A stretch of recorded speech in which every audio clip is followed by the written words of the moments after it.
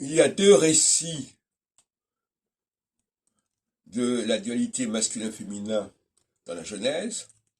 Au premier chapitre de la Genèse, dans le cadre de la création, il est dit que Adam est créé à l'image de Dieu, mâle et femelle.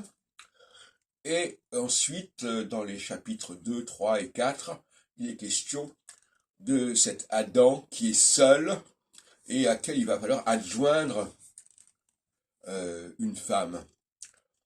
Et on va les appeler Ish et Isha. Isha.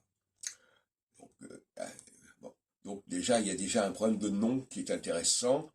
Adam dans le premier chapitre, Ish, Isha dans les chapitres 2 et 3, etc. Et ça, il faut le dire. Qu'est-ce que ça veut dire? Ça veut dire qu'on a deux conceptions complètement différentes de la théologie.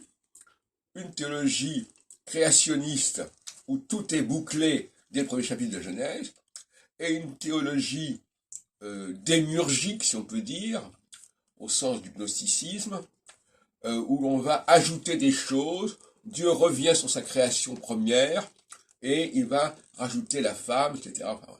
Donc, on a bien deux discours qui s'entrecroisent, qui montrent là qu'il y a deux théologies, une théologie d'en haut,